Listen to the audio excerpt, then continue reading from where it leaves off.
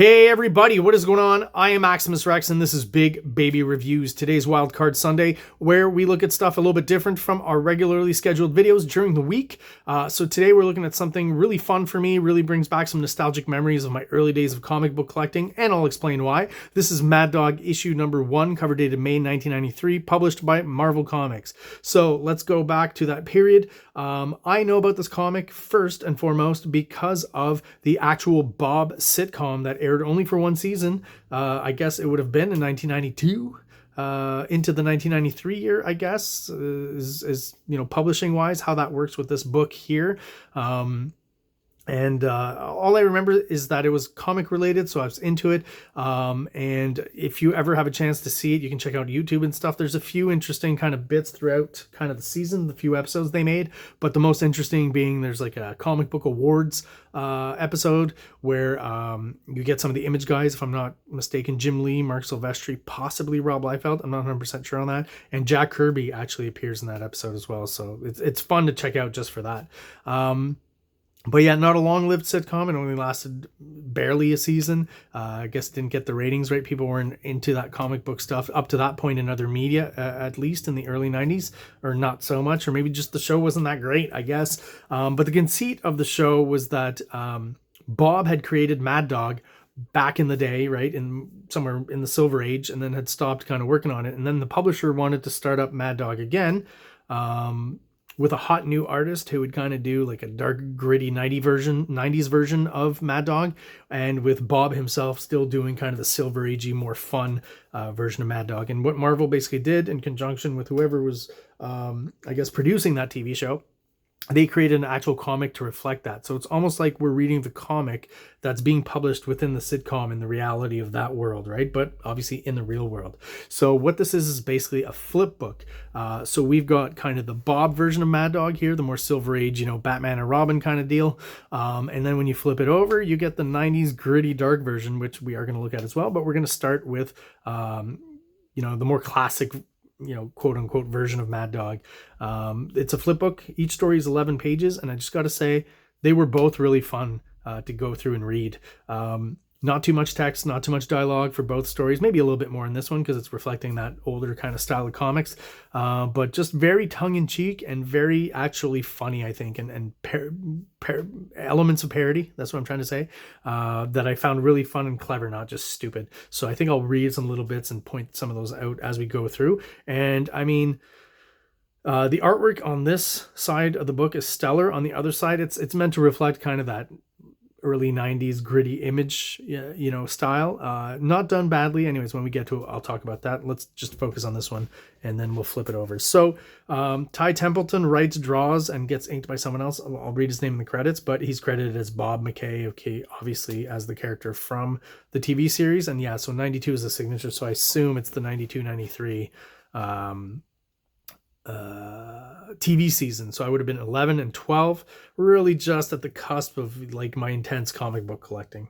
And I just never saw this book on the stands back then. I used to buy it on a newsstand at the Canex, which is kind of like the corner store on a military base when you live on a military base up here in Canada. And, you know, you just kind of bought what you could get. It's where I got my first X-Force comics, my first X-Men comics, my Infinity Gauntlet comics, and eventually discovered there was a comic book shop literally like, I don't know, a 5-minute walk away from my house to a shopping mall I just literally had never gone to.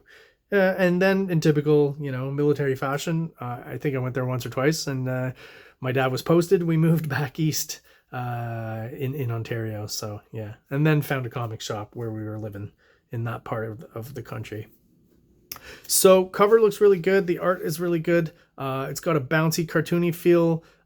Feels kind of modern and old school at the same time. I know Ty Templeton would go on to draw on the Batman animated series book, I'm pretty sure, or am I wrong on that? Correct me if I am in the comments. But, you know, definitely a style that's akin a bit more to animation and maybe like an Alex Toth kind of vibe, I guess is how I describe it. But the figures really move and very animated and just really well drawn to look somewhat modern, but also kind of old school. I wonder about the cover, right? These other covers here, there's 1, 2, 3, 4, 5. A lot of this is crop 6 and this one's 7, but I still feel like these are all different covers that were drawn. And I don't think they were drawn at that size back here. I think they were drawn full size and then shrunk down.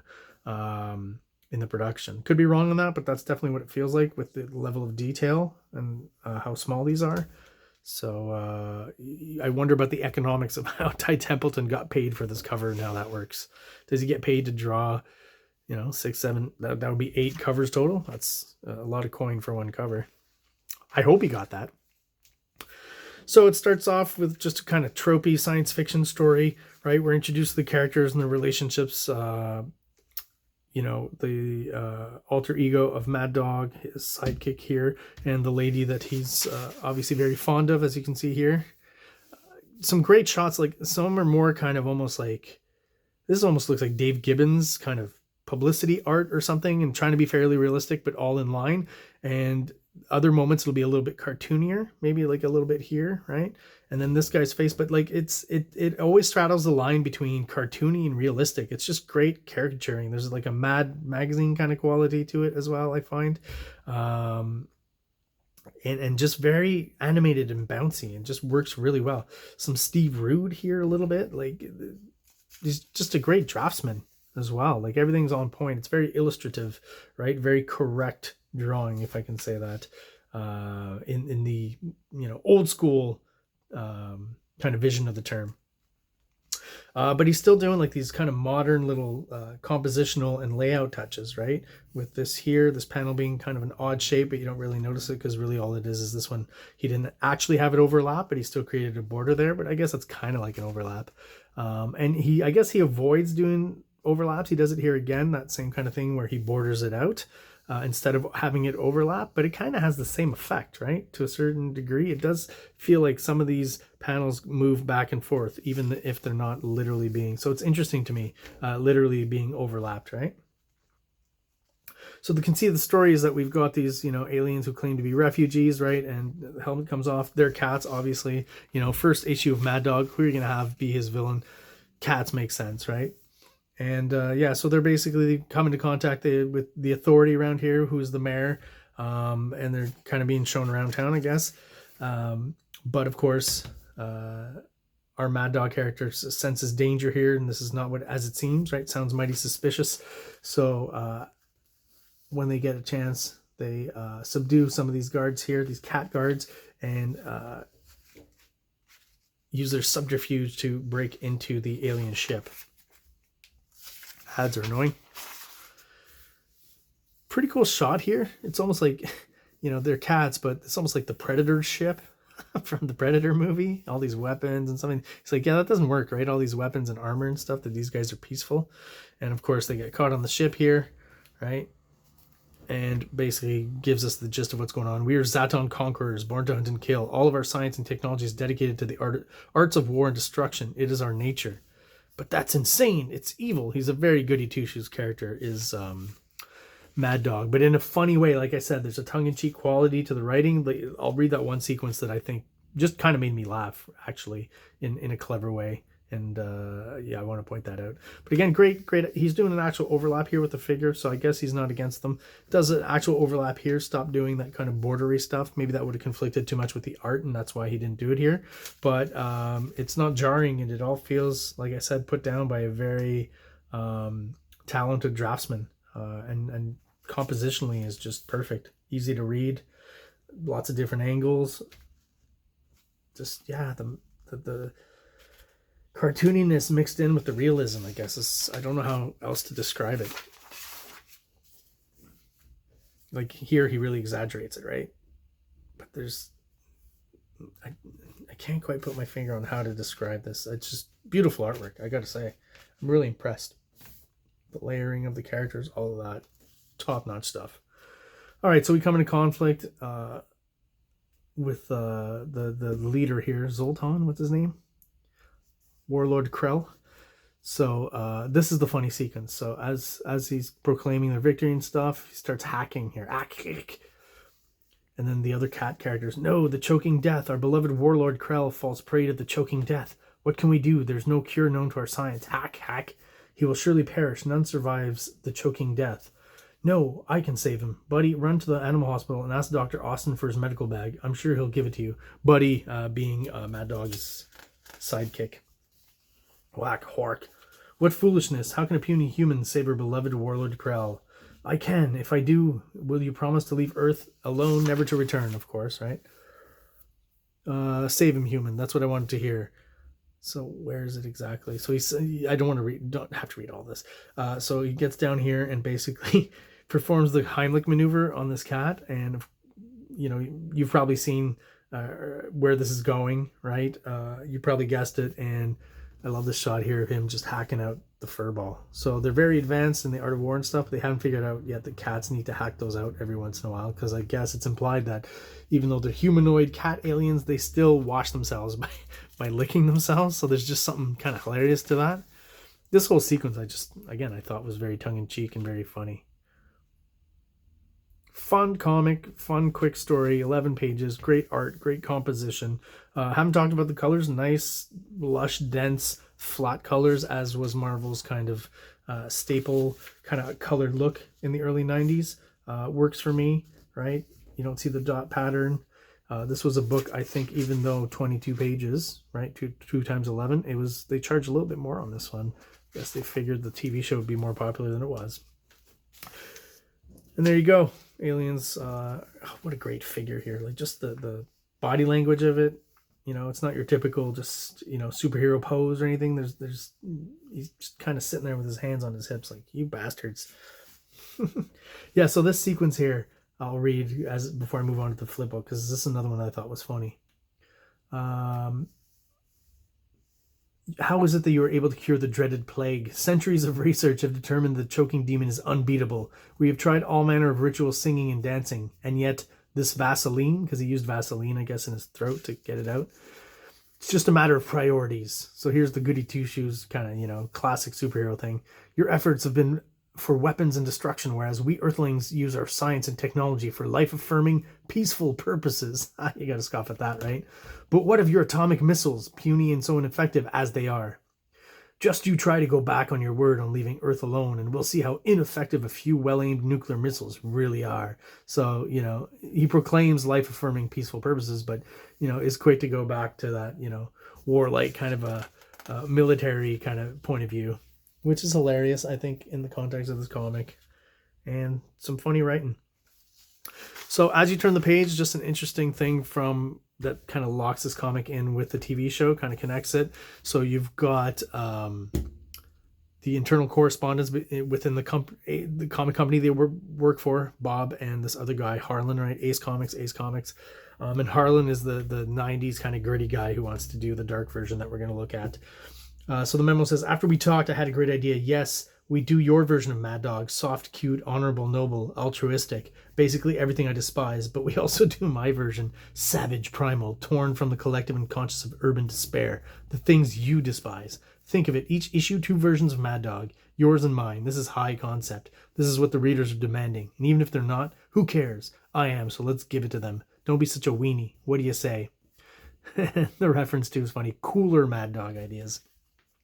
And Bob to retort, the only way your so-called cool ideas, the only way you'll ever get your blasphemous, version of my soft and cuddly Mad Dog on the comic book racks is if you go to the printer and do it yourself, understood? And by the way, I am not a weenie. I don't know how funny this is, but again, it does kind of give you that connection to the TV show, which I find kind of fun, I guess, having actually watched it. I may be one of only 7 people who did.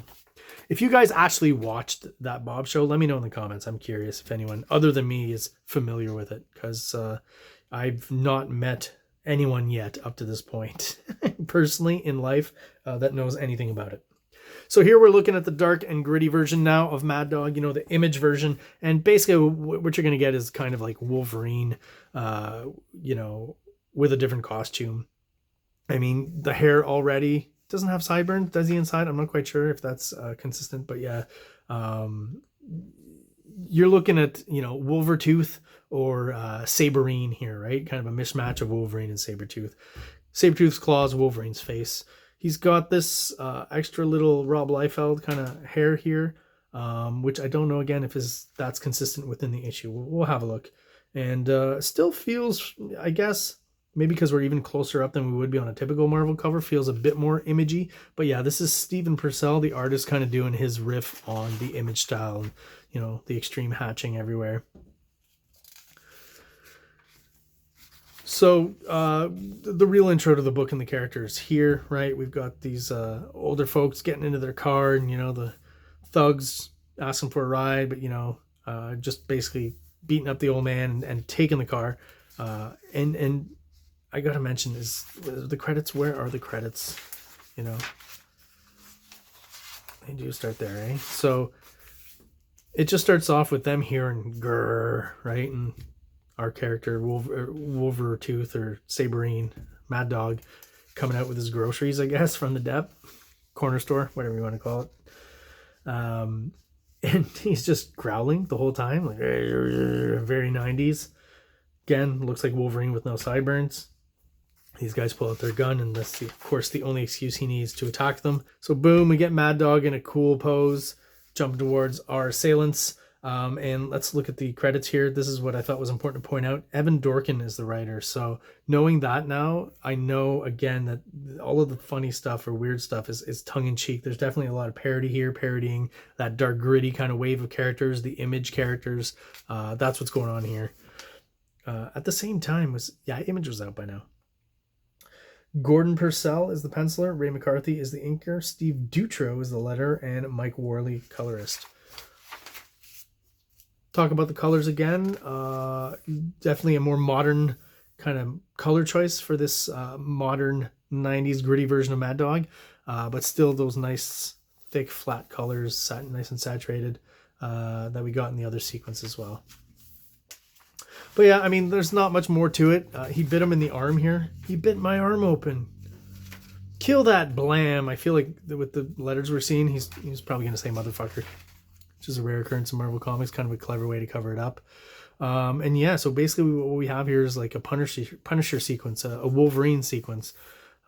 Something we've seen 1,000 times before, but just kind of slightly exaggerated, and there's definitely a little bit of parody. But yeah, this is, again, a pretty kind of typical sequence you would see in books back in the day, so I don't feel like this is necessarily the most interesting bit of the comic. I definitely feel like the older kind of Silver Age story, overall, I think the art works better and has a bit more of kind of a fun vibe. I do want to say that I feel like, you know, it's not quite the Image style, of course, because we're still getting Marvel style storytelling, and I would akin to, like, you know, early 90s, even late 80s Marvel house style kind of storytelling. So on that level, it kind of fails and just feels kind of like, you know, an early 90s Marvel book.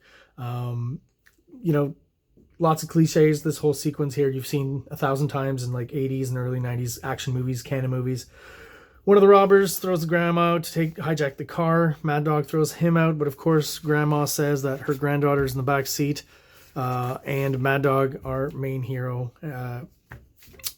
saves her by holding onto the car, punches out the last of the robbers here, and that's basically it. So yeah, again, I mean, this is not the most interesting of the two. I definitely think, again, the first story that we looked at, the more Silver Age version of Mad Dog, is more fun. But there's one last little moment here that I just thought was weird and funny. The shot of him in some sort of, you know, maybe he's roommates with Casey Jones or something, but he's watching TV and he's actually surrounded by dogs. So just kind of a weird and funny shot to leave us with at the end of Mad Dog, gritty 90s version. Guess I'll leave this cover up. So there you go, guys. That is my review of Mad Dog #1. If you're watching and you're still subscribed, thank you so much. I really do appreciate it. If you're watching but you're not subscribed, please do it down below. It really helps the channel out, helps us grow, and helps get us out there to other people who are into comic books just like we are. Everyone out there, thanks again for watching. Have an awesome day. Like, subscribe, like, subscribe. King Comics presents Big Baby, Volume 1, Issues 1 to 13, 204 pages of story and art. King Comics also presents Star Crasher one-shot, 32 pages, cosmic sci-fi surrealist adventure. You can find these fine comics at KINGCOMICS.CA, at MaximusRex13 on Instagram, or on Facebook, MaxRex or Big Baby.